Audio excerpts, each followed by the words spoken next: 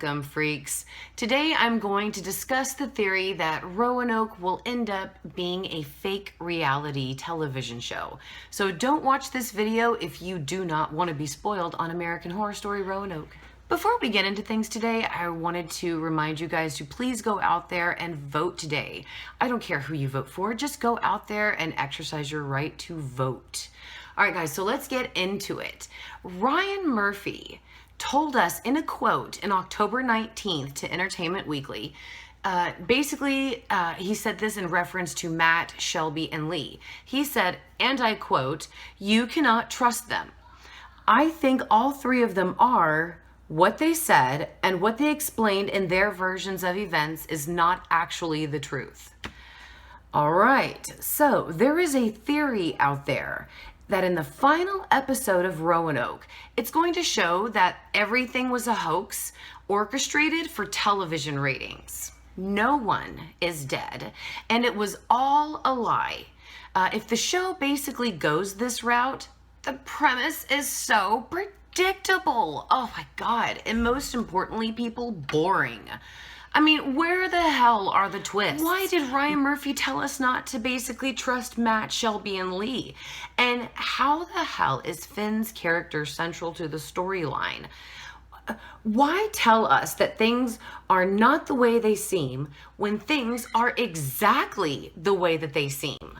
Now, fans, please don't get me wrong. I am not pooping on anybody's theory. Absolutely not at all. I just sincerely pray that my beloved Ryan Murphy does not do this to my beloved American Horror Story show. I mean, come on, guys. We all know that this show is pretty infamous for its twists. Spoilers, by the way. Let's talk real quick about spoilers. Who else screamed their head off when they saw deformed Shelby in Asylum? And what about when Dandy killed all the freaks in Freak Show? Or how about when Iris and Liz gunned down the Countess and Donovan? And what about the fact that Tate was Rubberman? I mean, okay, spoilers are over. I'm striking this theory that everything is basically just a hoax for a reality show. It's completely unbelievable, and it goes against American Horror Story's formula. But please, I do encourage you guys to feel free to argue with me in the comments. I appreciate every single one of you. Oh, very quickly. And I think that Lee lied when she said that she killed Mason because she wanted Flora to have no reason to ever return to Roanoke and possibly be murdered herself. Here's my theory for the final episode of American Horror Story Roanoke. Basically, I believe that the lone survivor will be interviewed by Lana Winters. And during that interview, that survivor is going to take Lana and her camera crew hostage. And it's like they're going to be broadcasting their revenge against the network for putting her back into the Roanoke situation again.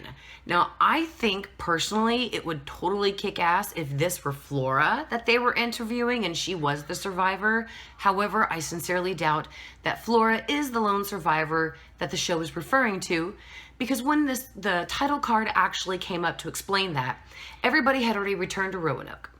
And we are under the conclusion that only the people who returned to Roanoke, out of that crew, there's only one that survived. Flora was not one of the original people that returned to Roanoke, so I don't think we can include her in the final survivor theory. I am so excited. Tomorrow is episode 9. I will have my review up tomorrow night after Beyond the Horror, and I do promise it'll be much better. Last week, I was so tired. I mixed up a lot of names, and I sincerely apologize about that. If that happens again, I'll just wait and repost the next day. You guys are so sweet. I love you all so much. Beyond the Horror is tomorrow night at 10 p.m. Central Standard Time, immediately following American Horror Story Roanoke, right here on my channel, Mary Girl Moody.